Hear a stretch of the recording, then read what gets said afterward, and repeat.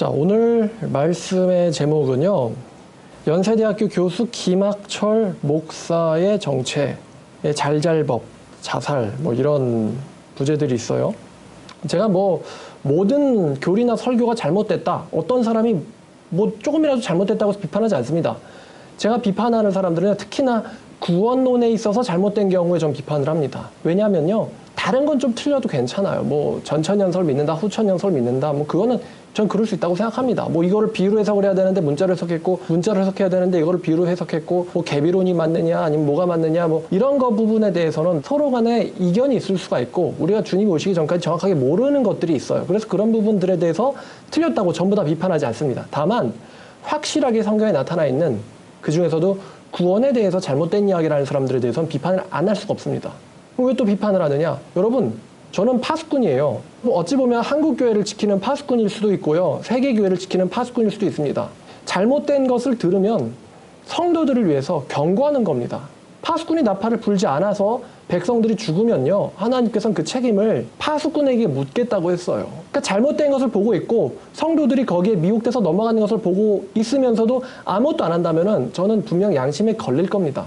자, 그래서 이런 설교를 할 수밖에 없고요. 마태복음 24장에 거짓 선지자를 조심하라고 예수께서 말씀하시죠. 근데 이 마태복음 24장은 종말장입니다. 예수님의 재림 전까지 있을 사항들을 나타내는데, 특별히 마태복음 24장 이후에는 이 시대의 마지막 즈음에 더 왕성하게 활동하고 나타날 거짓 선지자에 대한 경고들이 가득해요.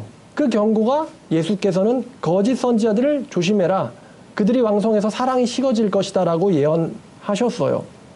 그리고 이제 오늘날 또 어떤 분들은 거짓 선지자가 도대체 어디 있어? 라고 말하는 분이 계실 수도 있는데, 성경에 있죠, 거짓 선지라는 단어가. 자, 시작하겠습니다. 자, 김학철 씨는요, 일단 목사이자 교수입니다.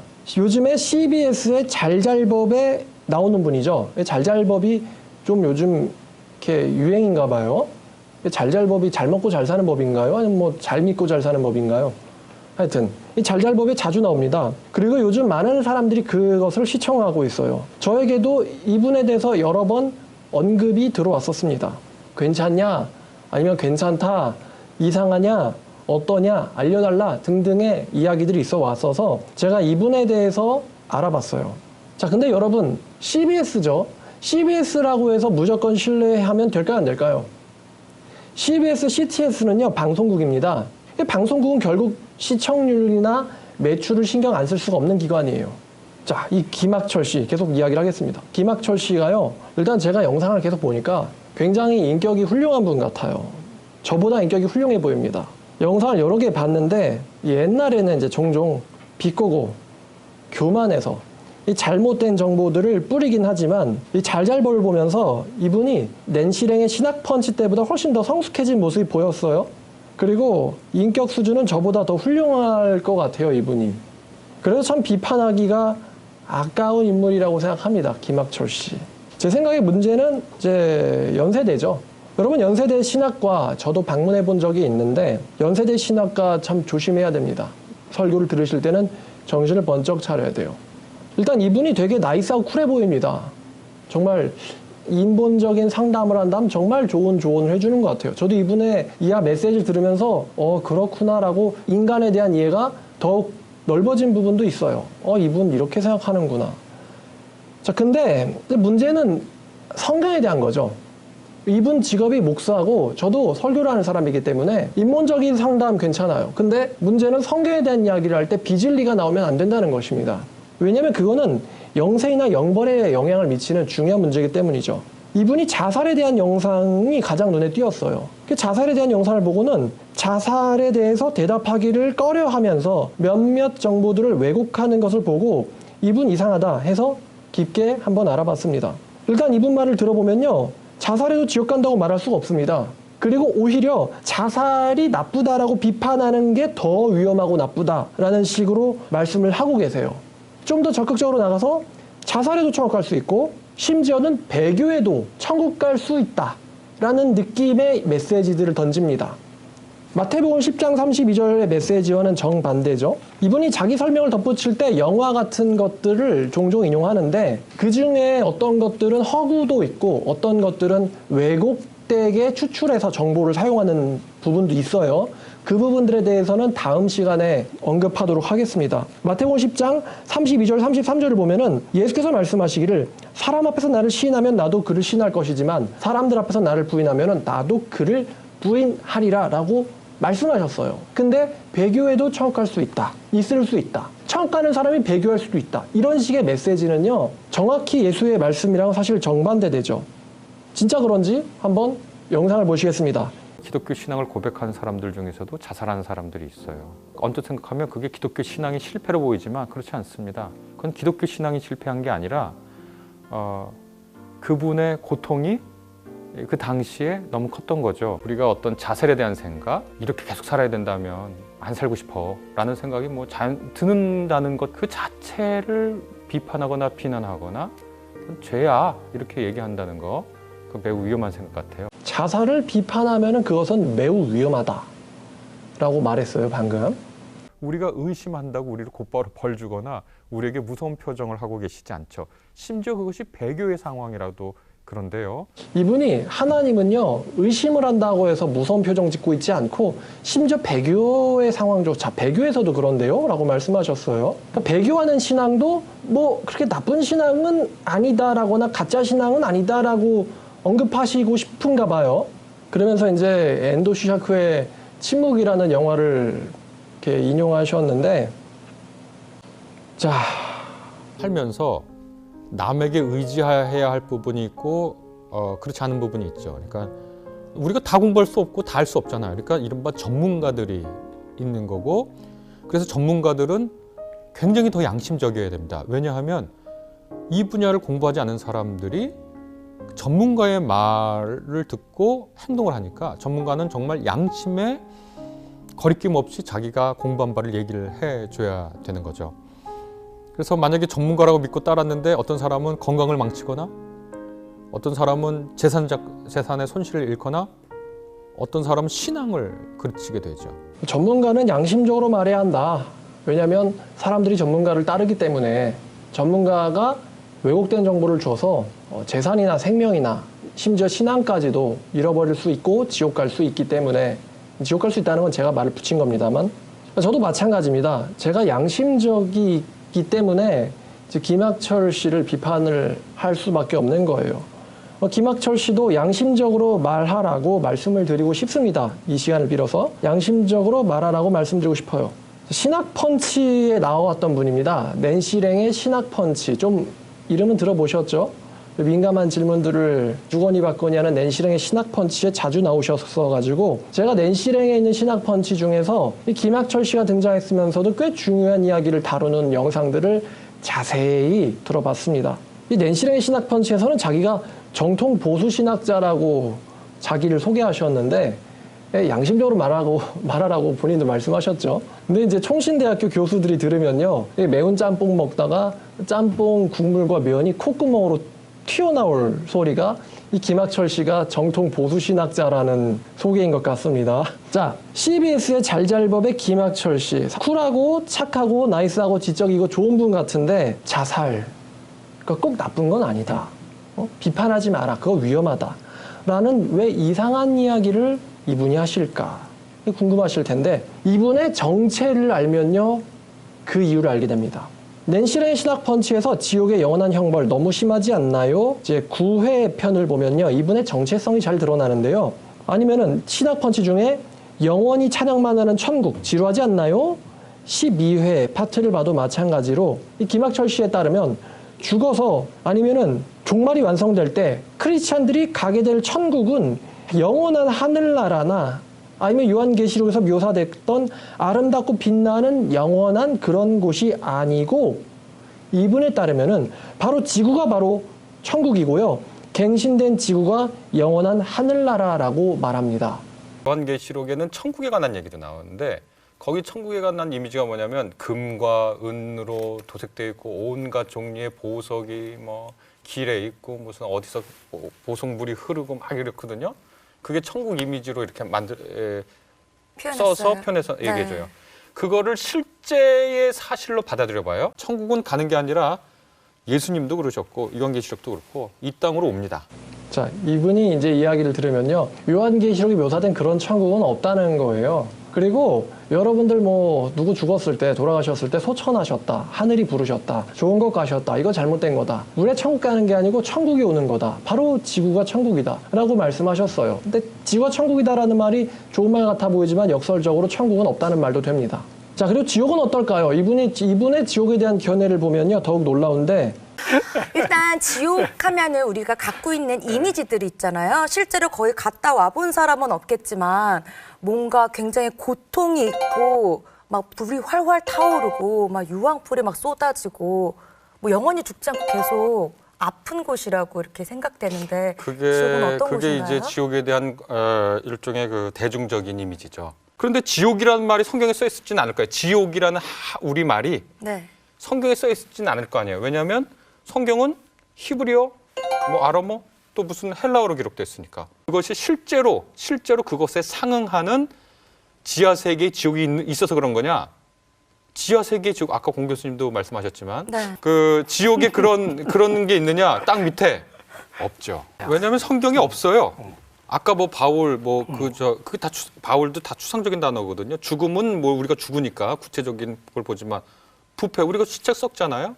뭐 이런 것들은 보면은 사후 세계의 묘사를 성경은 하고 있질 않아요. 자, 이분 말 보면은 대중들이 생각하는 이제 지옥이라고 하는 개념은 그거는 성경적인 이미지라기보다는 성경 이미지가 아니라 대중적인 이미지다라고 말하고 있는 것 같죠. 그리고 지옥이라는 이제 한글은 원어 성경에는 없다라는 이제 당연한 이야기를 또 하시면서 또 이제 땅 파보면 밑에 지옥이 나오겠냐, 그런 거 없다 이렇게 얘기하셨고요. 그래서 마지막으로는 지옥이라는 건 성경에 없고, 그리고 성경은 사후 세계를 설명하고 있지 않다라고 말했습니다. 이 말을 종합해 보건데 이분은 지금 지옥이 없다는 인 거예요. 성경에서 말하는 사후에 가는 고통받는, 악인들이 형벌을 받는, 고통을 받는 장소인 지옥은 없다는 게 이분의 이제 결론인 거예요. 지옥은 없다. 그러면서 지옥이라는 것은 대중적인 어떤 상상의 산물일 뿐이지 성경적인 게 아니라고 말하는 것 같아요. 그래서 이제 지옥이 없다가 이분의 결론인데, 여러분 자유주의 신학이라고 들어보셨습니까?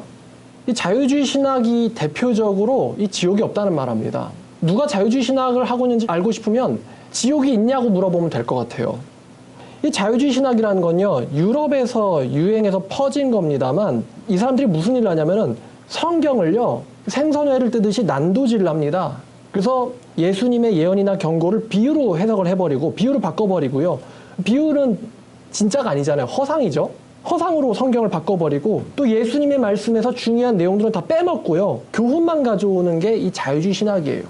극단적으로 가면은 이제 신은 없다고 주장하는 인간들도 있는가 하면 동성애를 옹호하는 목회자들도 있고요. 또 천국도 없다, 지옥도 없다, 뭐 이렇게 말하는 사람들도 있습니다만, 그런 사람들이 자유주의 신학자들이죠.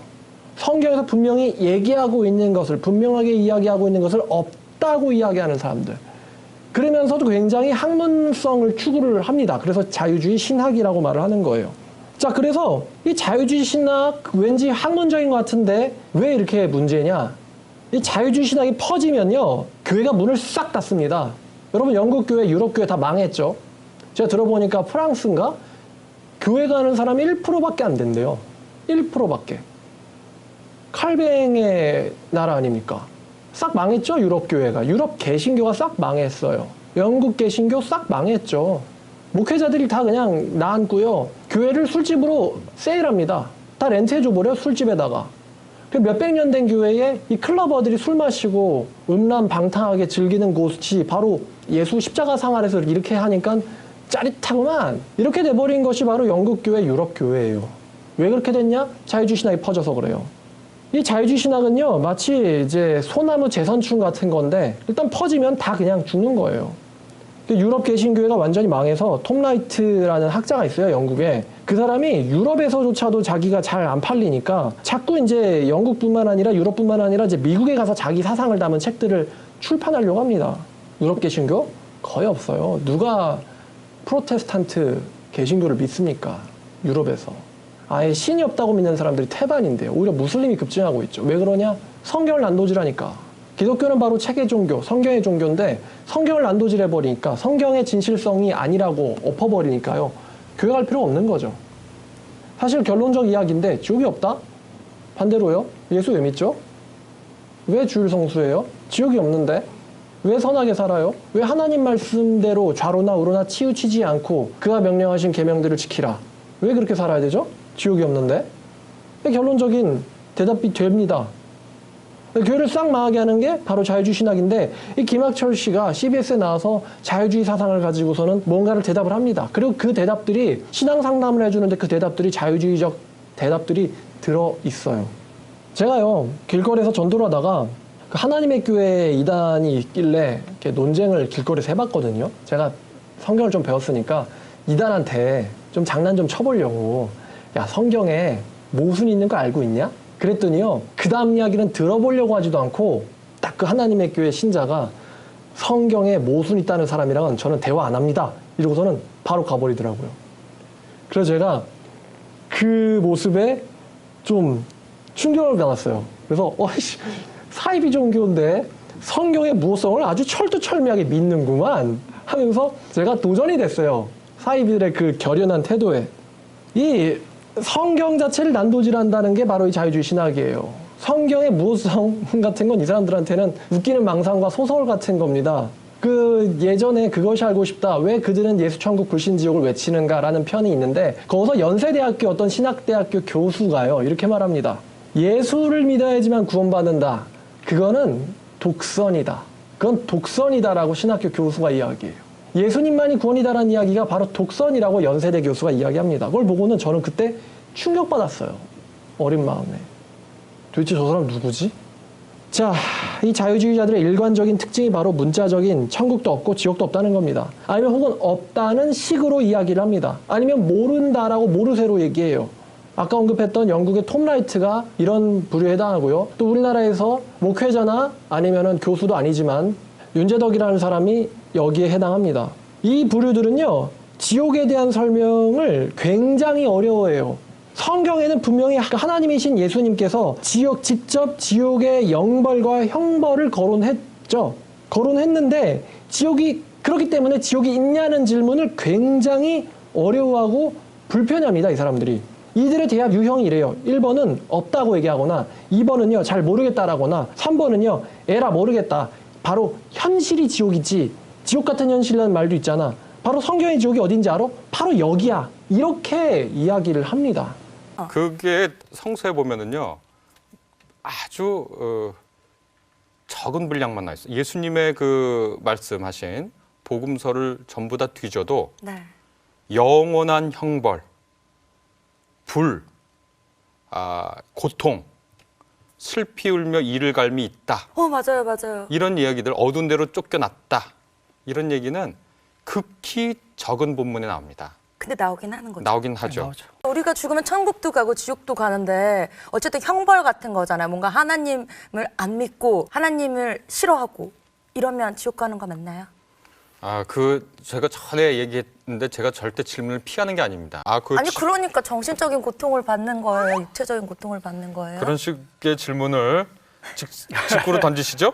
지금 자꾸 그러니까 지옥이 없는데 자꾸 지옥이 있냐라고 지금 낸시랭 씨가 눈치 없이 물어보잖아요. 지금 되게 힘들어하죠? 이번에 윤재덕 씨의 발언인데 14번 영상 틀어주세요. 그는 그 불의 못으로 던져졌습니다. 그럼 이 사람들은 어떻게 되는 건가요? 저는 잘 모르겠습니다. 이게 어떤 말씀이냐면 요한계시록 20장 15절을 지금 해석을 해주면서 학생이 물어본 거예요. 여기 지옥에 던져진다. 그 사람들은 어떻게 되는 겁니까? 그랬더니 윤재덕 씨가 저는 잘 모르겠다. 불못에 던져진다는 이야기인데 이게 무슨 의미가 있나요? 무슨 의미인가요? 잘 모르겠다. People often ask me about this, and I don't like talking about it, partly because I know a great many people and love a great many people. 이 사람이 뭐라고 얘기했냐면요. 나는 지옥에 대해서 별로 이야기하고 싶지 않다고 했어요. 왜냐하면 내가 사랑하는 사람들이 있기 때문에 라고 얘기했습니다. 그러니까 나는 인간들이 지옥에 갈 거라는 것을 생각하고 싶지 않아요 라는 거예요. 톰 라이트의 이야기는. 자, 그럼 지옥이 없다는 게 이 사람들의 주장인 것 같아요. 자, 그럼 지옥이 없다. 다시 말하면은 형벌이 없고 처벌도 없고요. 멸망도 없습니다. 그럼 뭐도 필요 없나요? 멸망도 없다면 구원도 필요 없죠. 구원이 필요 없다면 누가 예수 믿습니까? 누가 구원이 필요합니까? 누가 구원 받습니까? 이단 사이비 반증은 필요합니까? 지옥이 없는데 이단 사이비 반증도 필요 없죠. 어차피 다 지옥 안 가는데 자살해도 지옥이 없고 배교해도 지옥이 아닌데 누가 신앙을 지킵니까? 무엇하러 예수 믿습니까? 무엇하러 교회 갑니까? 논리적인 대답 못합니다. 이 사람들은. 그래도 가긴 가야지라는 말밖에 못해요. 못하러 갑니까? 어차피 다 천국 보내줄 건데. 신앙은요? 신앙심이라는 건요? faith는요? 필요 없지요. 이분이 천국과 지옥에 대해서 이렇게 이야기합니다. 그럼 성경에 천국이나 지옥이라는 단어가 있긴 있잖아요. 그럼 그게 도대체 뭘 의미하는 건가요? 라는 질문에 나라가 정말 있느냐? 아니, 없지 않잖아. 여기 있잖아요. 너무나 명백하게 여기 있잖아요. 기독교인들은 누구나 다 그렇게 생각합니다. 그럼 지옥은 뭐냐? 너무 간단해요. 하나님을 절대로 체험할 수 없는 곳이 지옥이에요. 이 사람이 뭐라고 말했냐면 천국이 어디 있느냐? 여기 있잖아요. 이래요. 성경에 진짜 하나님이 계신 그 하늘나라가 어디 있느냐? 바로 여기에 있잖아요. 반대로 지옥은 어디 있는데요? 바로 하나님을 체험을 못하면 그게 지옥 아니에요? 지금 이렇게 말하는 거예요. 그래 공간적인 형벌적인 의미에서 천국과 지옥, 뭐 보삭이나 상급이라는 의미에서 천국과 지옥이 없는 거예요. 지금 이분 설명에는. 뭐 이분은 있다곤 하는데 사실상의 설명의 대부분은 없다 쪽에 기울어져 있습니다. 그럼 이분이 얘기하는 천국이란 건 뭐냐? 하나님을 믿어가지고 기분이 좋다. 그러면 거기가 천국이에요. 그리고 하나님을 안 믿어서 불신자라서 기분이 안 좋아. 그럼 거기가 바로 불못인 겁니다. 이분의 설명에 따르면 그래요. 자, 그럼 제가 질문을 드리고 싶어요. 만약에 현실이 천국이면 사도 바울은 왜 디모데후서 4장 8절에 이제 후로는 나를 위하여 의의 면류관이 예배되었으므로 주 곧 위로우신 재판장이 그 날에 내게 주실 것이며 내게만 아니라 주의 나타나심을 사모하는 모든 자에게도니라 라고 말했을까요? 사도 바울은 분명 김학철 씨보다 신앙심이 좋은 사람임은 분명합니다. 이 김학철 씨 말대로 내가 있는 데가 바로 그 영원한 하늘나라고 천국이고 새 예루살렘이라면 왜 사도 바울은 아직 나에게 주어지지 않았고 그날에 내게 주실 것이다. 의로우신 재판장인 주께서 나의 억울함을 갚아줄 것이다. 그날에. 라고 왜 그날을 이야기했을까요? 즉 이분 이야기는 영원한 하늘나라가 지금 이 시간 바로 여기라는 거예요. 사도 바울은 김학철 씨보다 신앙이 약했나요? 그리고 또 이 말 나와서 말인데 바로 이 자리가 천국이고 하늘나라면 하나님이 엘리야와 에녹을 어디로 데려가셨습니까? 초대교회 아실 거라고 생각합니다. 예수 믿다 걸려가지고 목 잘리고 산채로 온몸이 뜯겨서 사자밥 되고 바로 거기가 영원한 하나님이 계신 하늘나라입니까? 너무 어린아이 같은 생각 아닙니까? 지금 이 시간에도 예수님 믿는다는 이유로 죽임당하는 사람들이 얼마나 많은데 너무 낭만적 아니에요? 순진한 어린아이 같은 이야기 같이 저한테는 들려요. 이분이 신학자이기 때문에 이분이 한 모든 말에 대해서 제가 따박따박 다 반증을 할 겁니다. 아마 여러분들도 그게 재밌을 거라고 생각해요. 자, 첫 번째 반증입니다. 이분의 말은 이래요. 요한계시록의 천국이 실제로 있는 곳이 아니라는 거예요. 그거는 천국이라는 건 내가 예수 믿어서 기분이 너무 좋은 거를 정금이라든가 보석이라든지 이런 이미지를 가져와가지고 표현한 거지 실제로 있는 장소가 아니고 실제로 있는 곳이 아니라는 거예요. 실제 존재하는 곳이 아니라는 거예요. 실제 존재하지 않고 그것은 내가 예수 믿어서 기분 좋은 거를 그렇게 표현한 거다라는 게 이분의 이야기입니다. 만약에 실제로 뭐 금이 깔린 도로가 있다고 생각해 보세요. 이러면서 이런 식으로 비웃습니다. 자, 제가 여기에 대해서 반론을 제시해 볼게요. 자, 요한계시록 1장 2절을 보시죠. 김학철 씨도 보세요. 요한계시록 1장 2절을 보면은 요한은 하나님의 말씀과 예수 그리스도의 증거 그게 무엇이냐? 곧 자기가 본 것을 다 증언했다고 했어요. 김학철 씨가 뭐라고 말했냐면은 그런 거 요한이 본 게 아니라 기분 좋은 거 내가 예수 믿어서 기분 좋은 것을 보석이나 황금이란 이미지로 표현한 것 뿐이지 실제로 있는 장소는 아니라는 거예요. 요한계시록 21장과 22장의 새 예루살렘에 대한 묘사가 나오잖아요. 그것은 요한의 기분 좋음의 표현이지 실제 있는 장소가 아니라는 겁니다. 실제 존재하는 게 아니라는 거예요.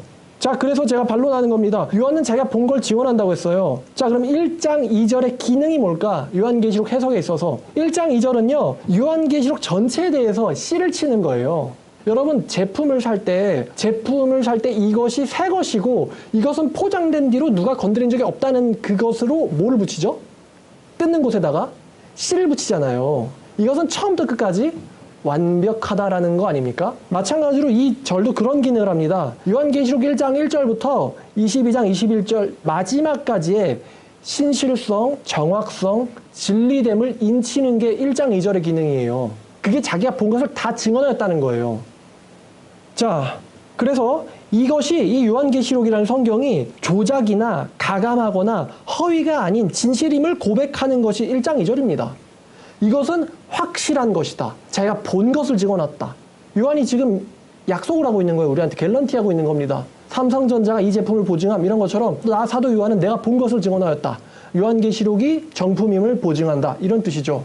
그런데 이 김학철 씨에 따르면요. 요한이 보았던 이 천국은 허구라는 겁니다. 기분 좋아. 그거를 그냥 보석으로 묘사한 거지 실제 있는 그런 곳이 아니라는 거예요. 그러면 본 적이 없는 것을 즉 허구를 표현했다라는 것은 요한은 진실을 말하는 사람이니까 거짓말쟁이입니까? 거짓말쟁이가 됐어요. 세상에서 제일 거짓말이 됐어요. 1장 2절이. 본 적도 없는 걸 왜 봤다고 증언하냐. 요한도 거짓말쟁이가 돼버렸고 요한에게 계시 보여줬다는 예수님도 다 거짓말쟁이 돼버렸어요. 전부 다 사기인데 이것을 봤다라고 증언했으니 요한은 정신병자가 됐거나 사기꾼임에 분명합니다. 있지도 않는 거를 그렇게 자세하게 묘사를 했잖아요. 그리고 더 나가서요. 요한계시록이 허구가 됐다라고 제가 말했는데 좀 더 구체적으로 얘기하면요. 자, 4장부터 22장까지 요한은 지상에선 존재하지 않는 걸 봅니다. 그런데 지상에서 존재하지 않기 때문에 이 김학철 씨 같은 분은 이렇게 얘기할 것 같아요. 4장부터 22장까지 허구다. 4장에 어떻게 천사가 있고 하나님이 있고 보좌가 있고 내생물이 있고 그런 게 있을 리가 없잖아. 이런 거는 하나님이 함께하니까 나랑 함께하니까 그게 기분 좋아서 그 기분 좋음을 묘사한 것뿐이지 실제로 있는 곳이 아니야. 제가 아까 말했죠. 성경에서 분명히 나타난 것을 다 비유로 바꿔버린 다음에 비유는 허구잖아요. 다 없애버린다고. 이게 자유주신학이에요. 그러면 성경 자체가 거짓부렁이 돼버리죠. 그럼 제가 또 반론할 건데 요한이 느낀 감정이 기분 좋음이에요? 요한이 1장에서 예수님 만났을 때 기분 좋았어요? 아, 너무 기분이 좋아. 뿅 간다. 이거를 지금 느꼈어요, 요한이? 1장 17절을 보면요. 요한이 느낀 감정은 굉장한 두려움이었어요. 굉장한 두려움. 너무너무 두려움. 그래서 다시 표현해서 죽은 자 같이 되매 라고 말했어요. 너무나도 두려워서 이거 묘사할 수가 없는 거예요.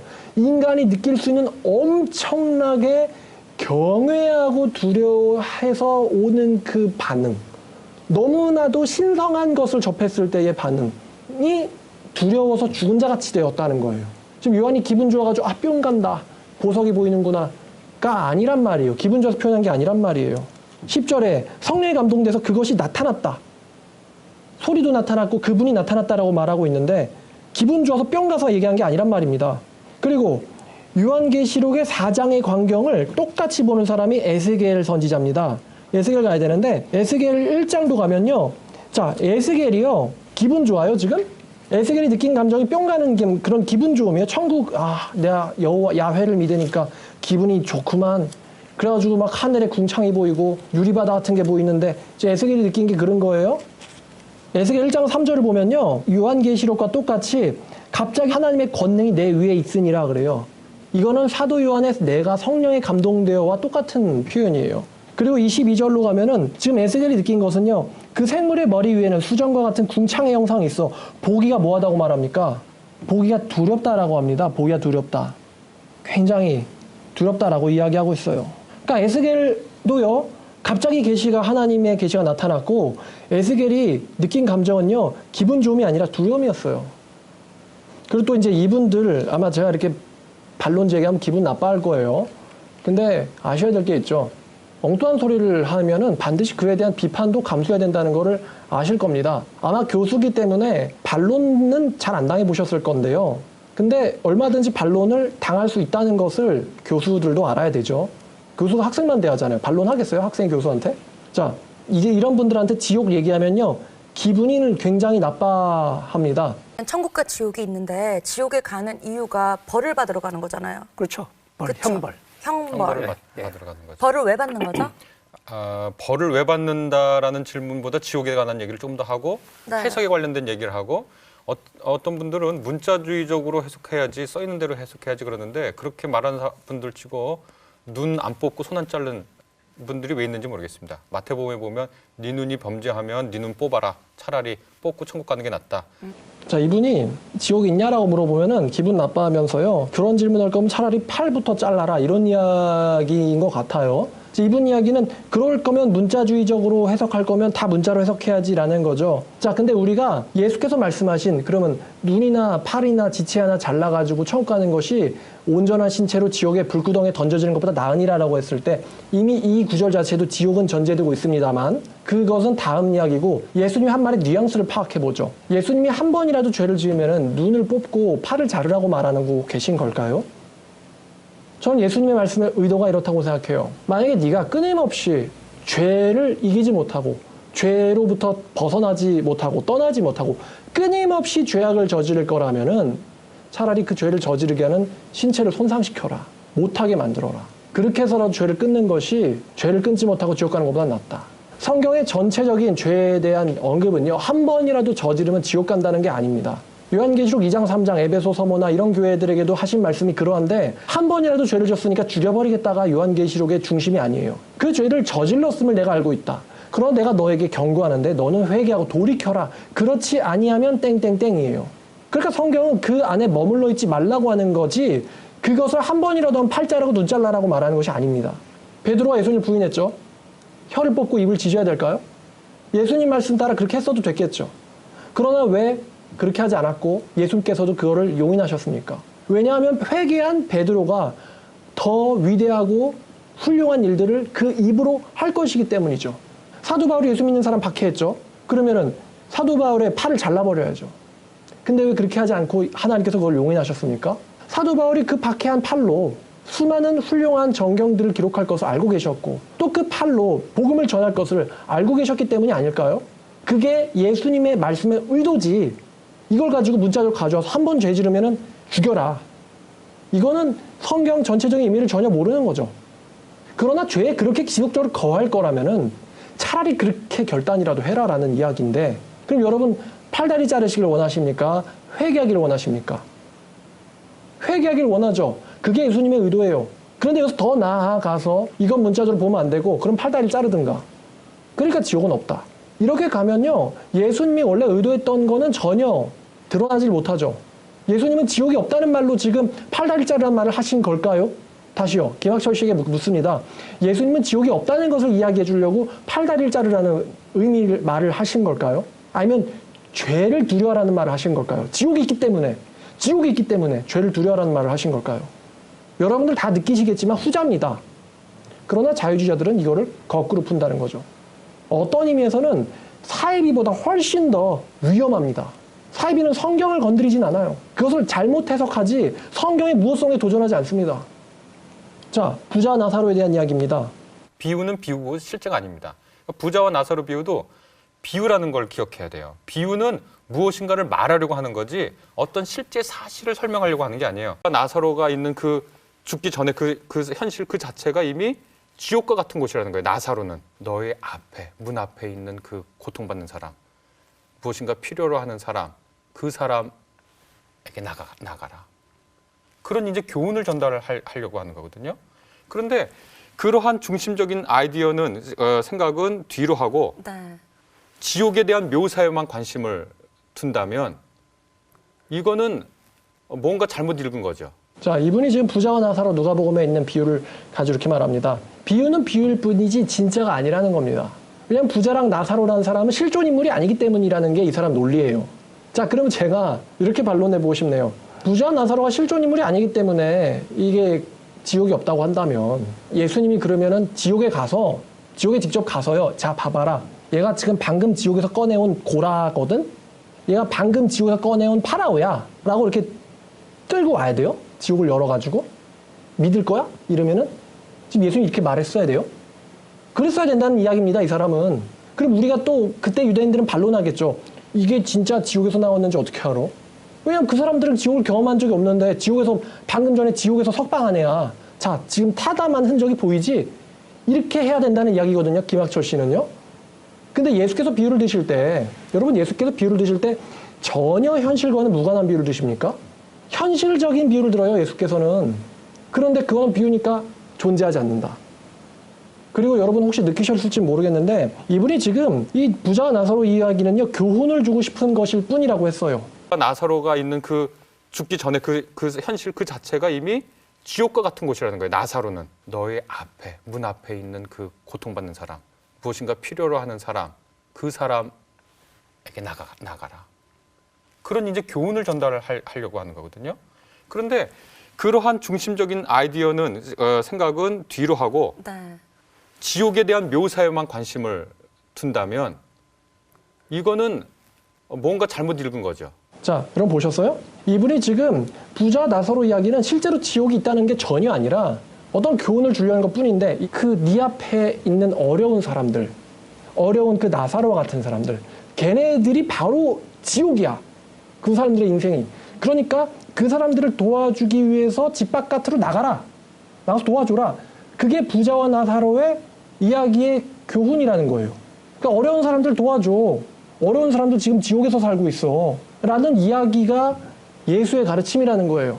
근데 여러분 부자와 나사로를 잘 보면은 부자가 뭐라고 부탁합니까? 아브라함한테. 내 형제들한테 나사로를 보내서 어떻게 해서든 이 고통받는 곳에 오지 않게 하소서라고 애걸복걸을 하고 있습니다. 그러면 그 아브라함도 그렇게 얘기하죠. 그들에게는 모세와 선지자가 있으니 그들의 권함을 들을 것이다. 그랬더니 부자가 아니에요. 나사로를 살려서 보내주세요. 그랬더니 아브라함이 다시 말합니다. 만일 그들이 모세와 선지자의 말을 듣지 않으면은 죽은 자 가운데서 누가 살아나서 가서 권한다 할지라도 듣지 아니하리라라고 얘기했어요. 그럼 그 전체적인 이야기 흐름이라는 게 있는데 그 흐름이 야, 그 앞에서 살고 있는 가난한 사람이 지금 지옥이니까 걔 좀 도와줘라. 이게 이야기의 흐름입니까? 아니면은 악하게 살지 마라. 부자처럼 악하게 살지 마라. 그러다가 지옥 간다. 지금 그 경고를 하고 있는 겁니까? 죽어서 끝이 아니다. 죽음은 그 뒤에 엄청난 형벌이 있다. 라는 것을 지금 전달하고 있는 겁니까? 분명 예수의 의도는 후자입니다. 근데 이 사람은 지옥이 있고 그 경고를 하고 있음을 이야기를 바꿔버리죠. 그건 그냥 얘가 지옥이야. 이 지옥을 도와줘야 돼. 그런 이야기일 뿐이다. 전혀 엉뚱하게 가고 있기 때문에 막 눈빛이 이렇게 되는 거예요. 말로 뭐 이렇게 되는 거예요. 자기가 말해도 말이 안 되니까. 자, 그래서 따라서 성경은 상당히 구체적인 상황과 교훈을 담고 있습니다. 성경을 설명할 때. 근데 이게 실제가 아니다. 왜? 부자와 나사로가 불만이면 차라리 예수님이 요즘 유행하는 에일리언과 렙탈리언을 데려오지? 어차피 실제 인물들이 아닌걸. 에일리언을 데려와도 뭐 어때? 렙탈리언 데려와도 뭐 어때요? 실제가 아니라 그냥 퉁쳐버릴 거면은. 개들이 와서 헌대를 핥더라. 뭐 그런 표현도 필요 없지. 성경은 실질적인 묘사를 하고 있어요, 상당히. 자, 그 다음에 이제 이런 분들이 또 드는 게 네 번째. 이제 이분 지옥 영상을 쭉 보면요. 이런 이야기를 해요. 자, 이 지옥이 없다고 말하는 사람들의 논리가 이래요. 지옥이라는 단어, 아까 이분이 뭐라고 말했냐면은 한글에 지옥이라는 단어가 성경에 있냐 그랬어요. 그러면서 없다 그랬죠. 왜냐하면 지옥이라는 단어는 한글이기 때문에 성경은 히브리어나 헬라어, 아람어로 기록되어 가지고 지옥이라는 한글이 있을 리가 없다. 이건 당연한 이야기예요. 그리고 그러면 이분 논리가 그럼 지옥이라는 단어를 어떤 단어를 번역한 걸 건데 그 어떤 단어는 뭘까? 그리고 그 어떤 단어는 분명히 지옥이 아니기 때문에 이 사람이 이런 말 하는 거예요. 그러면 그 사람이 말하는 그 어떤 단어가 뭐냐면요.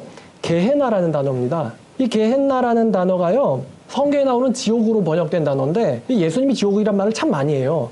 근데 이 게헨나라는 단어가 뭐냐? 이 게헨나는 예루살렘 도시의 근처에 쓰레기 소각장인 흰놈의 골짜기일 뿐이라는 게 이 사람들의 주장이에요. 게헨나라는 그 지옥으로 번역된 단어는 사실은 쓰레기 소각장, 그러니까 쓰레기장이다. 쓰레기 버리는 데다. 쓰레기장이지 그거는 지옥을 묘사한 게 아니라는 거예요.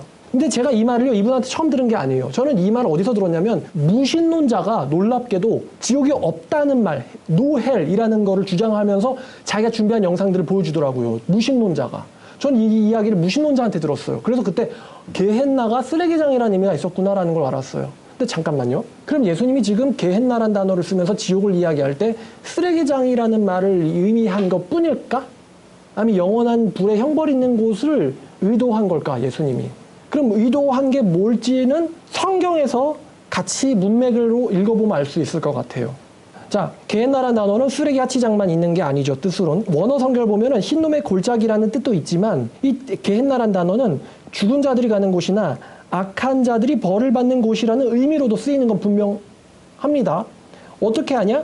신약에 지옥, 영벌, 음부가 들어간 구절들 대신 쓰레기장이라는 단어 넣고 읽어보세요. 그게 정말 영원한 지옥이 아니라 단지 쓰레기 하치장을 의미할 뿐이라면요. 제가 직접 해드리겠습니다. 문맥적 해석은 중요하다는 걸 교수라면은 기본적으로 알 거라고 생각해요. 자, 마태복음 25장 46절. 악인들은 쓰레기장에, 의인들은 영생에 들어가리라. 악인들은 어디 간대요? 쓰레기장에. 그러니까 진짜 뭐 지옥이 아니라 쓰레기장 간대요. 자, 그 다음에 지옥이란 단어. 자, 마태복음 5장 22절. 형제들어 미련한 놈이라는 자는 쓰레기장에 갈 것이라. 자, 29절. 네 오른눈이 너로 실족하게 하거든 빼어내버리라. 네 백체 중 하나가 없어지고 온몸이 쓰레기장에 던져지지 않는 것이 유익하며. 그러니까 여러분 쓰레기장 잘 감이 안 오죠? 그냥 분리수거장이라고 생각해보세요. 분리수거장에 쓰레기 보통 버리니까요. 저 쓰레기장에 맨날 가는데. 저 분리수거 좋아하거든요. 자, 5장 30절. 만일 네 오른손이 너를 실족하게 하거든 찍어내버리라. 네 백체 중 하나 없어지고 온몸이 분리수거장에 던져지지 않는 것이 유익하니라. 또 10장 28절. 몸은 죽여도 영혼은 죽이지 못하는 자들 두려워하지 말라. 오직 몸과 영혼을 쓰레기장에서 멸하실 수 있는 일을 두려워하라. 이게 지금 지옥이란 개념이 아닌가요, 이게? 아니, 몸과 육체를 죽이는 자들을 두려워하지 마라. 걔네들이 죽은 다음에 우리 육체를 어떻게 할 거 아니에요. 묻어버리든지 쓰레기장에서 던져버리든지. 거기서 끝나는 게 아니고 영혼까지도 어디에서 멸할 수 있는 분을 두려워하라 그랬어요. 그럼 그 어디가 지상에 있는 어떤 쓰레기장일까요? 문맥적 해석이. 마태복음 23장 33절. 독사의 새끼들아 네가 어떻게 분리수거장 쓰레기장의 판결을 피하겠느냐. 또 마가복음도 이제 비슷한 해석들이 있고요. 또 누가복음도 마땅히 두려워할 자를 내가 너에게 보이리니 곧 죽인 후에 또한 지옥에 던져넣는 권세 있는 그를 두려워하라. 그러면서 쓰레기장에 분리수거하는 그를 두려워하라. 이렇게 해석을 합니까 이거를? 야고보서 3장 6절. 혀는 곧 불이요 불의의 세계라. 우리 지체 중에서 온몸을 더럽히고 삶의 수레바퀴를 불사르나니 그 사르는 것이 지옥의 불에서 나느니라. 쓰레기장에서 불이 나느니라. 혀가 쓰레기장이라는 이야기인가? 아니면 베드로서 2장 4절에 하나님이 범죄한 천사들을 용서하지 아니하시고 지옥에 던져 어두운 구덩이에 두어 심판 때까지 지키게 하셨으며. 그래서 지옥에 던져서 어두운 구덩이에 두어 심판 때까지 지키겠다는 여기가 지상 어딘가에 있는 쓰레기장이고 흰놈의 골짜기인가요? 흰놈의 골짜기에 천사들이 갇혀 있습니까? 타락한 천사들이 예루살렘 근처 흰놈의 골짜기에 갇혀 있습니까? 결코 그렇게 해석될 수 있는 게 아니에요, 지옥이란 단어가. 그런데 이 게헨나가 쓰레기장이란 뜻이 있다고 해서 모든 게헨나는 지옥이란 의미를 갖고 있지 않다라고 설교를 해버린다면은 그거는 잘못된 일반화죠. 자, 그리고 이제 이들이 그럼 도대체 성경의 지옥을 뭐라고 이해하는지. 하나님 없이 사는 건 정말 고통스러운 거야. 말해봐야 누가 알아. 이미지 갖고 올 수 있죠. 불, 심판, 구더기, 와 벌레가. Then hell is what happens when human beings say to the God in whose image they were made, we don't want to worship you, we don't want our human life to be shaped by worshipping you, we don't want who we are as humans to be transformed by the love of Jesus dying and rising for us. We don't want any of that. We want to stay as we are and do our own thing. And if you do that, what you're saying is you want to stop being an image-bearing human being within this good world that God has made. And you are colluding with your own progressive dehumanization. And that is such a shocking and horrible thing that it's not surprising that, again, the biblical writers and others have used very vivid and terrifying language about it. 자, 톰 라이트와 김학철 씨가 같은 주장을 하고 있는데 뭐냐면은 지옥이라는 것은 예수 안 믿는 불신자들의 삶이 그게 성경이 모사하는 불과 유황이 타는 영원한 고통받는 그걸 굉장히 BBD라 그랬어요. 되게 선명하고 리얼하게 묘사했을 뿐이지 즉 불신자의 삶이 바로 지옥이야. 성경에 말하는 영원한 타는 불에 던져지리라 영원한 형벌에 처해지리라라는 그 말은 진짜 지옥을 간다는 게 아니라 예수를 믿기를 거절한 그냥 불신의 삶이 지옥이야 라고 이야기하고 있어요. 저는 또 반증이 바로 생각나네요. 그럼 예수님이 너희들의 몸을 죽이는 자를 두려워하지 말고 몸뿐만 아니라 영혼까지 죽일 수 있는 자를 두려워하라. 영혼까지 지옥에서 멸할 수 있는 자를 두려워하라고 했는데 지금 명백하게 그 지옥, 그 너희들의 몸을 죽이는 자가 그 사람들이 지옥이라면은 해석이 이상하잖아요. 그 사람들이 이미 지옥에 있는데 그 사람들은 불신자들은 지옥에 있기 때문에 예수를 불신하는 건데 그 사람들의 죽임을 두려워하지 말고 그 사람들의 그 위협이 무서워서 그 위협에 굴복해서 예수를 부인했기 때문에 몸뿐만 아니라 영원한 영생까지 잃게 해서 형벌에 처할 수 있는 그 하나님 두려워라고 말했을 때 아니 진짜 영원한 지옥이 없으면은 이 말이 지금 모순되고 있지 않습니까? 나를 죽이고 있는 불신자들이 이미 지옥에 살고 있는데 나더러 뭐 얘네들은 지옥인데 어차피 지금 얘네들 삶이 지옥인데 지금 얘네들이 이미 지옥 형벌을 받고 있다면은 얘네들 때문에 내가 부인하거나 배교해가지고 더 무서운 곳에 지금 떨어지지 않도록 조심하라고 예수님은 경고하고 있는데 그 더 무서운 곳은 없어. 그냥 얘네들은 이미 지금 지옥에 있는 거야. 지금 이게 해석이 모순되고 있거든요. 근데 지금 톰 라이트도 김학철 씨도 지옥은 뭐야? 그냥 하나님 없이 사는 거, 그거를 그 이미지를 가져온 거야. 그 꺼지지 않는 불, 죽지 않는 벌레, 우와 이러면서 안 믿는 게 지옥이지 이러는 거예요. 그래서 이제 반론, 악인에게 뭐가 없다는 거예요. 그렇다면은 최종적인 형태의 신의 심판이 있다 없다. 없다는 거예요. 지금 이 사람 이야기는. 이 사람들의 이야기는 악인에게 최종적인 신의 형벌이 없다. 그럼 못하러 신앙을 지킵니까? 다시 묻지만 이 사람들의 위협과 죽임당함보다도 더 무서운 게 있으니 영혼까지도 멸망당하는 장소에 던져지는 것이다. 그 말씀 때문에 신앙을 지켰는데 그게 없대. 이미 이 사람들, 나를 죽이는 그 사람들이 이미 지옥에서 활활 타고 있대. 그러면 죽어봐! 이러고 있대요. 정신나간 해석이라고밖에 보여지질 않습니다. 자, 김학철 씨가요, 계시록의 천국은 진짜가 아니라고 주장했어요. 그럼 공간적인 개념의 천국이 없다. 그럼 예수님이 사도들 떠나서 어디로 갔어요? 엘리야 에녹이 어디로 갔어요? 그리고 이분들 이야기가 천국이요, 지구에 있대요. 지구로 올 거래요. 천국이 지구로 올 거래요. 그러면 예수님이 승천해서 지구를 떠나서 지구로 간 거예요? 하나님이 계신 곳으로 갔을 텐데 그 하나님이 계신 곳이 지구라면, 지구로 올 거라면요, 말이 이상한데? 예수님이 떠나서 가신 그곳은 어디예요? 떠나서 가신 곳. 그곳은 어디냐고. 어디론가 이동을 했잖아요. 이분이 어디로 갔냐? 어디로 취해졌냐고. 가신 분은 다시 올 거다. 어디로 갔냐고. 거기가 어디냐고. 했을 때 이것도 궁금한데 대답 못 하실 거라고 생각해요. 그리고 이제 저는 과학적인, 이분은 인문적인 소양이 발달하신 것 같은데 저는 과학적이에요. 여러분, 별은요 사이클을 돕니다. 적색거성, 초신성, 백색 외성, 그리고 혹은 블랙홀, 이런 사이클을 돌고 있어요. 여러분, 행성계가 무한한 곳입니까?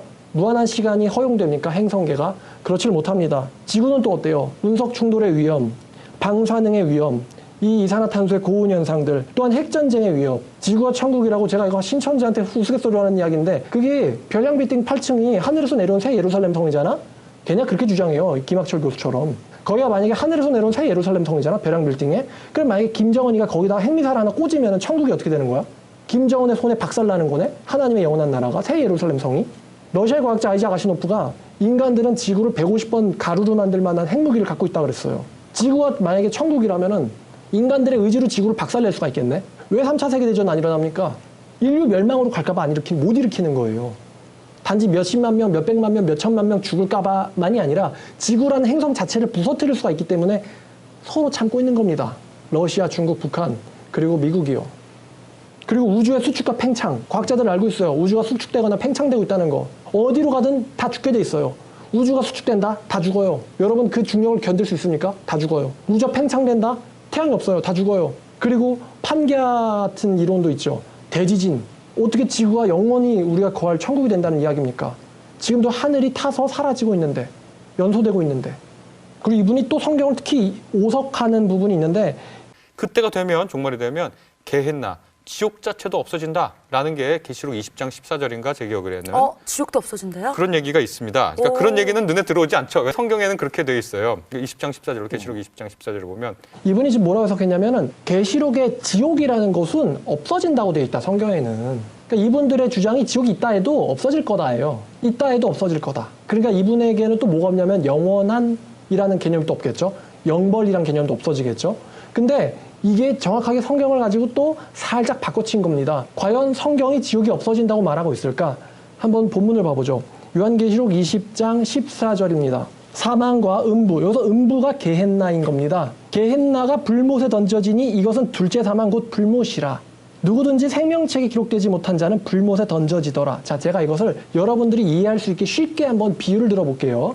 또 무슨 전혀 이분처럼 막 존재하지 않는 거라고 이렇게 이야기하지 않을 거고 있을 법한 이야기들로만 비유를 만들어 볼게요. 자, 예를 들어서 산 개구리를요, 끓는 물이 가득한 쇠 냄비에 던진다고 해보세요. 산 개구리를 끓는 물이 가득한 쇠 냄비에 던진다고 해보세요. 자, 그럼 끓는 물이 가득한 쇠 냄비에 던져지는 것이 그 개구리의 입장에서는 지옥이라고 묘사하기에 충분하겠죠? 끓는 물에 던져지면 어떻게 될까? 산채로 그냥 막 고통받다가 죽겠죠? 자, 근데 이번에는 그 쇠 냄비를 들어가지고 쇳물이 끓고 있는 용광로에 그 냄비를 던진다고 생각해 보세요. 지금 이런 이미지입니다. 그 냄비를 들어다가 쇳물인 용광로에 던진다고 생각해 보세요. 자, 그럼 이것을 지옥이 없어졌다라고 말할 수 있나요? 영원히 고통받는 형벌은 없어졌다, 없어질 거다라고 말할 수 있나요? 오히려 어떻게 해석되냐면은 너희가 지옥이라고 생각하는 그 고통과 그 개념, 그것보다 훨씬 더 상상조차 할 수 없는 심각하게 무섭고 두렵고 고통스러운 곳으로 던져지게 될 것이다. 너희가 갇혀져 있는 그 공간과 함께. 이렇게 해석되는 거예요. 사망과 음부가 이 게헨나고 지옥에 당하거든요. 사망과 음부도 불못에 던져지니 이것이 둘째 사망 곧 불못이라. 누구든지 생명책에 기록되지 못한 자는 불못에 던져지더라. 자, 아이고 이게 잠깐이고요, 없어질 거예요 라고 말하고 있는 겁니까? 너희가 지옥이 끝이라고 알고 있지? 더 무서워. 그 뒤에 일어날 일은 너희가 생상조차 못할 일이 일어날 거야. 그 전자의 후자예요. 야, 금방 끝나. 걱정하지 마. 예요? 아니면 상상조차 못할 거야. 절대 오지 않도록 조심해. 경고일까요? 위안일까요? 100% 경고입니다, 이거는. 근데 이분이 지금 뒷절 보여줬어요, 안 줬어요? 안 줬을 뿐만 아니라 14절 자체도 이상하게 해석을 합니다. 사망과 음부가 불못에 던져진다 그랬어요. 만약에 그 개구리의 입장에서 개구리가 영생하는 불사체의 몸을 갖고 있다고 해보죠. 그러면은 끓는 물에 던져지는 게 고통스러울까? 아니면은 센 물에 던져지는 게 더 고통스러울까? 여러분 철이 몇 도에서 녹는지 알죠? 1000도가 넘습니다. 물은 몇 도에서 끓어요? 100도에서 끓어요. 얼마나 더 어디가 더 나을까요? 차라리 끓는 물이 낫겠죠. 만약에 영생하는 개구리라고 한다면요. 그리고 여기서 지금 던져진다는 표현을 쓰고 있는데 이 던져진다는 건요. 너네들 곧 끝나 걱정하지 마 이런 개념으로 쓰이는 단어가 아닙니다. 이것은 분명 멸망과 연결된 단어예요. 던져진다는 단어는. 김학철 씨는 분명 학자일 텐데 왜 자기가 말하고자 하는 구절의 문맥을 보지 않을까요? 자, 그리고 이제 언급했던 것처럼 영원이라는 개념을 순간이라는 개념으로 영원한 지옥, 영원한다는 게 아까 공 교수 말씀하신 것 포인트가 시간의 지속을 영원으로 착각하면 안 됩니다. 네. 영원하고 시간은 질적으로 다른 차원의 문제니까. 자, 이분이 지금 뭔가 설명하다 말았는데 영원이라는 단어를 지금 꺼낸 이유는 지옥이라는 말을 영벌이라는 말로 표현하고 있기 때문이에요. Eternal Punishment. 그래서 영벌이라는 단어가 있기 때문에 아니면 영원토록 고통받는다라는 말이 있기 때문에 이 영원이라는 그 시간에 대해서 이분이 지금 이상하게 말하고 있는데 영원을 시간의 영원으로 보면 안 된다라고 했어요. 전 이 얘기 역시 불신자들에게서부터 들은 적이 있습니다. 불신자들이요 기독교를 비판할 때 이런 말을 했었어요. 어떤 얘기를 했냐면요. 어떤 무신론자가 성경을 비판하면서 성경의 영원이란 단어는 영원이 아니라 어떤 짧은 기간을 가리킬 뿐이라는 게 이들의 주장이었어요. 이들의 논리가 이러한데 이 영혼에 해당하는 헬라어 단어가 아이온입니다. 아이온이란 단어가 헬라어 단어인데 이 아이온의 해석에는 에이지라는 뜻이 있어요. 근데 여러분 에이지란 단어는 어떤 시대를 가리키기도 하죠. 따라서 영원이 아니라는 거예요. 사람들 논리는. 어떤 기간부터 기간까지예요. 어떤 시간부터 시간까지. 즉 어떤 기간, 유한한 기간. 길 수는 있어도 유한한 기간. 제가 그래서 야 농담으로요. 야 그래 한번 유한하다고 쳐보자. 너 주라기 기간 동안 한번 불못에 던져질래? 그러니까 이 사람들 얘기는 영원이 아니니까 좀 고통받다 나올 거야. 그러니까 하나님이 지옥에 있는 사람들도 좀 고통을 받게 해주다가 정신 차렸지? 이제 다 데리고는 다 같이 천국이다. 이렇게 지옥 형별을 다 사면해 줄 거라는 이야기예요. 그러니까 영원한 지옥은 또 없다는 이야기죠, 결국은. 근데 이게 혹시 탈레반들이 사람 죽일 때 사람 묶어가지고 불에 태워 죽이는 거 알아요? 근데 그것도 바로 죽도록 불에 바로 이렇게 닿게 하는 게 아니라요. 달 듯 말 듯하게 해서 매달아 놔요, 한 공중에다가. 그래도 아래다가 모닥 장작불을 뗍니다. 그러면 죽게 하는 불도 아니고 불이 달 듯 말 듯 하니까 막 안 닿으려고 매달린 상태에서 굉장히 고통스러워합니다. 굉장히 고통스러워하다가 결국에는 근육이 마비되거나 타버리거나 저항 불가능이 돼가지고 축 몸이 처져요. 뒤집어진 상태에서. 그러면서 결국 배부터 싹 타가지고 온몸이 숯구덩이가 됩니다. 그 과정을 한순간이 아니라 몇십 분에 걸쳐 천천히 그게 일어나요. 그런 거 당해볼래요? 그런 것도 감당 못하겠으면서 기간일 뿐이니까 괜찮다고 주라기 에이지 아니 뭐 빙하기 에이지 뭐 이렇게 해서 결국 영원한 지옥은 없다. 그럼 사람들이요. 아 어차피 영벌은 아니니까 그래도 야 아프긴 아픈 데를 잠깐이라도 들어간대잖아. 그러니까 착하게 살자 이렇게 생각할까요? 아 어차피 좀 더 고생하다 나오면 다 끝나게 돼 있어 이렇게 생각할까요? 전자후자예요. 사람들의 인식이. 분명 후자로 받아들입니다. 자 그리고 또 반론하면요. 이 아이온이란 단어는요. 에이지란 뜻도 있지만 더 많은 경우에 영원이란 단어로 해석이 됩니다. 이 아이온이란 단어를 제가 영어 원어 사전에서 찾아본 다음에 번역을 해봤는데 이 아이온이란 단어는요. age long 오래 계속되는 사실적으로 영원한 오래 지속되는 성격의 끝이 없는 짧고 덧없는 것과 대조되는 이라는 의미로 쓰여요. 그래서 구체적으로는 성경에선 세 가지의 의미로 영원이라는 개념으로 쓰이는데 이 무신론자들이 얘기하는 것처럼 어떤 이렇게 짧은 기간이라는 의미로는 쓰이질 않습니다. 성경에서는. 이 아이온이라는 단어의 용례를 보면요. 아이온은요. 세 가지 의미로 해석되는데 자 영어예요. without beginning. without beginning이 뭐죠? 뭐가 없는 거예요? 시작이 없는 거예요. Without beginning or end. 시작이나 끝이 없는 that which always has been and always will be. 언제나 항상 있는, 존재하는. 이게 1번의 의미예요. 시작도 끝도 없는 영원이에요. 한마디로. 2번의 의미는 이래요. Without beginning. 이거는 시작이 없는 영원이에요. 시작이 없는 영원 전부터 현재까지.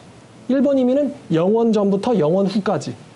시작도 끝도 없는 영원. 그다음 3번의 의미는 without end, never to cease, everlasting.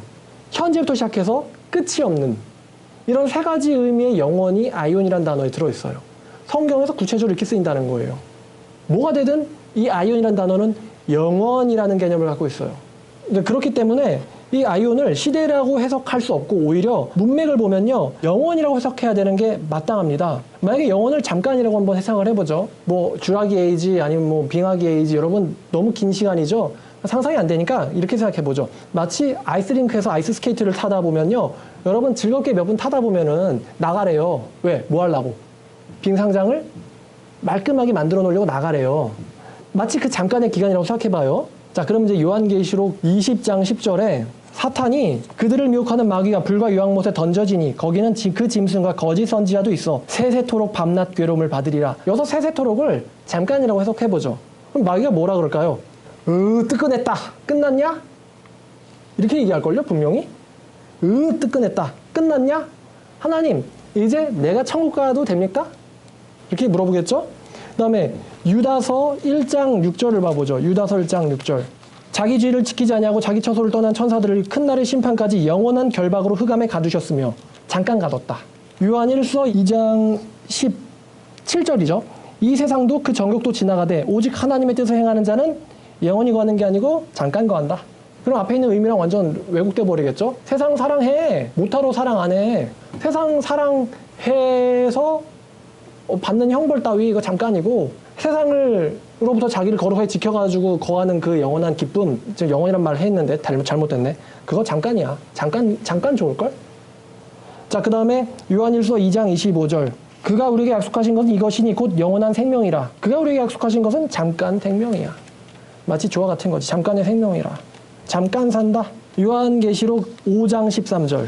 5장 13절에 내가 또 들으니 하늘 위에나 땅 위에나 땅 아래와 바다 위에와 또 그 가운데 모든 피조물들이 이르되 보좌 앉으신 이와 어린 양에게 찬소와 존귀와 영광과 권능을 세세토록 돌릴지어다. 세세토록? 이 아니고 피조물들이 이렇게 얘기하겠죠. 아이 지겨웠다. 드디어 찬송 끝났냐? 이렇게 말하지 않을까요? 아 지겨웠다. 드디어 찬송 시간 끝났냐? 영원부터 영원까지 아 찬송 지겹네. 이렇게 말하지 않을까요? 그 영원이 잠깐이라면? 근데 그 사람들 분명히 이렇게 해석 안 할 거란 말입니다. 저는요 이분들이요 상상력이 부족하다고 생각해요. 지옥을 갔다가 아까 약간 비아냥거리시면서 땅 밑에 파내고 파 들어가 봐라 지옥이 나오냐 라고 이야기했는데요. 애시당초 하나님이 천지 창조하실 때를 좀 상상을 해봐요. 지구뿐만 아니라 지구를 담고 있는 행성계, 은하계, 우주 그 모든 공간을 창조하셨어요. 하나님이. 그 공간을 펼치셨어요. 그리고 하나님께서 어떤 물리세상이라고 하니까 도저히 우주의 크기를 표현할 수가 없네요. 이 300억 광년 혹은 150억 광년이라고 되는 이 우주세상, 물리세상을 창조하셨는데 하나님께서 그 창조를 다시 접어서 원점으로 돌리시고 새로운 물리세상을 창조하실 거라는 것을 왜 못 믿나요?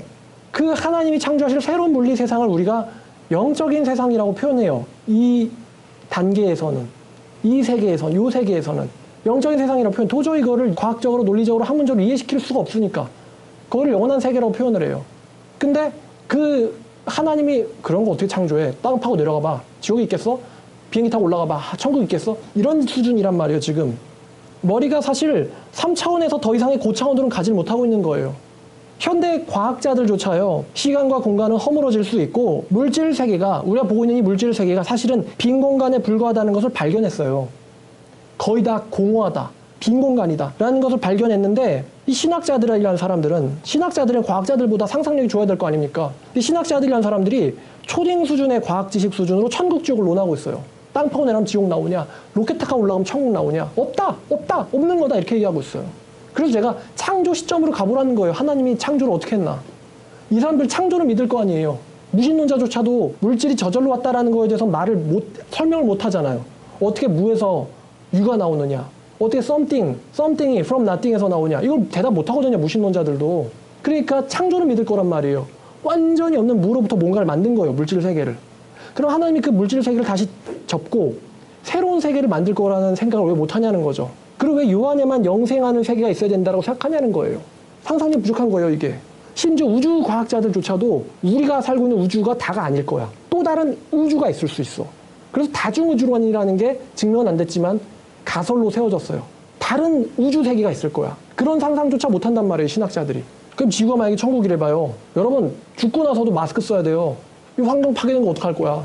자, 결론입니다. 김학철 씨요. 이단 사이비보다 위험합니다. 자유주의자예요. 이단 사이비들은 이제 적어도 성경의 무엇을 믿습니다만 이분은 그렇지 못합니다. 성경을요 생선 횟듯이 난도질하는 사람입니다. 이 사람의 고상한 인격, 그리고 CBS라고 하는 보증된 크리스찬 방송 매체 기관, 그리고 이분의 말할 때 뒤에 아름다운 BGM, 부금들이 깔려 있지만 그 뒤에는요 성경의 경고와 증언의 진실성을 부정하는 본질이 들어 있습니다. 위험합니다. 정말로 위험합니다. 이단 사이비보다 더 위험하다고 저는 생각해요. 이 양반들의 저는 끝이요 보편구원으로 갈 수밖에 없다고 생각해요. 보편구원론이 뭐냐, 이게 모든 사람이 싹 다 천국 간다는 게 보편구원론이에요. 왜냐하면 지옥이 없는데, 형벌이 없는데, 영원한 형벌이 없는데 그럼 다 천국 갈 수밖에 없는 거 아닌가. 이게 나올 수 있는 결론이거든요. 그래서 아까 얘기한 이 자유주의자인 톰 라이트조차도요.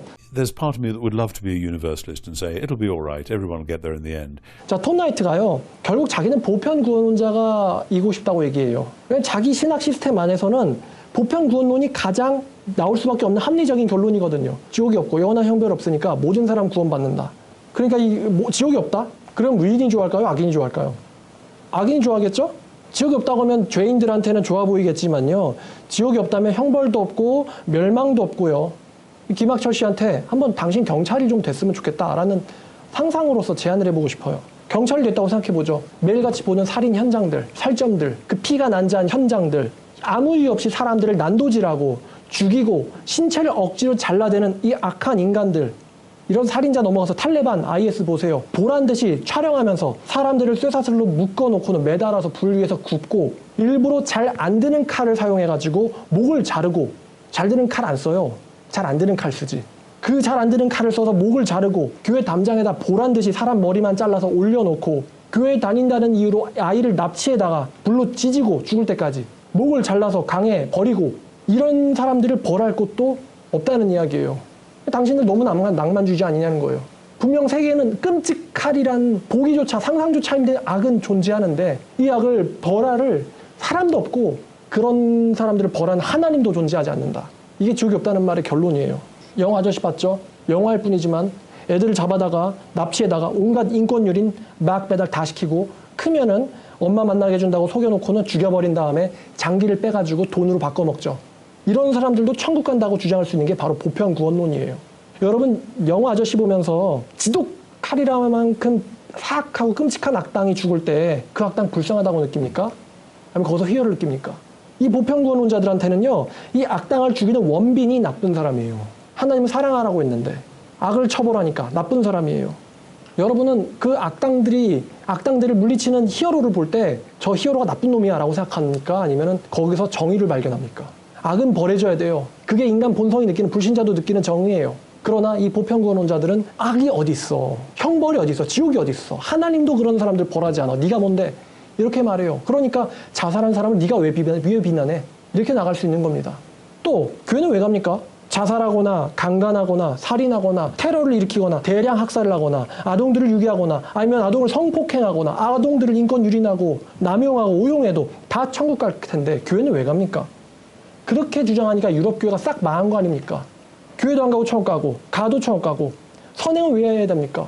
윤리적 삶은 왜 살아야 됩니까? 아니면 파괴적이나 살인적이거나 그런 삶은 왜 살면 안 됩니까? 어차피 어떻게 살든 똑같은 보상을 받는다면요.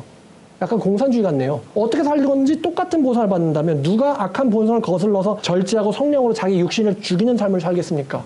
그럴 이유가 전혀 없는 거예요. 사도 바울은 뻘짓한 거예요. 교회 시대를 살았던 성자들도 다 뻘짓한 거예요. 예수님은 괜한 본을 보인 거예요. 어차피 결과는 같거든요. 형벌이 없다면 정의도 없는 거고 정의가 없다고 생각한다면요. 그것은 정의로우신 하나님도 부정됩니다. 공의로우신 주 하나님 자체가 없어요. 무슨 공의예요. 형벌이 없는데. 무엇보다도요. 계시록에 분명히 나타난 이 김학철 씨가 본인 입으로도 말했어요. 예수님이 지옥에 대해서 언급했다 안 했다. 했다 그랬어요. 이 사람도. 예수님도 말씀하셨고 또 요한계시로 나타난 천국 지옥을요 김학철 씨가 계속해서 부정한다면요, 저는 말씀드리기를 요한계시록에 내려질 형벌에 당신도 해당한다고 말씀드리고 싶어요. 요한계시록 22장 18, 19절에 내가 이 두루마리 예언의 말씀을 듣는 모든 사람에게 증언하노니 만일 누구든지 이것들 외에 더하면 하나님이 두루마리에 기록된 재앙들을 그에게 더하실 것이요 만일 누구든지 이 두루마리의 예언의 말씀에서 제하여 버리면, 이 예언의 말씀에서 뭐를 빼버리면요 하나님께서 이 두루마리에 기록된 생명나무의 그 및 거룩한 성의 참여함도 제하여 버리시리라. 이 경고가 당신에게 임할 거라고 말씀드리고 싶군요.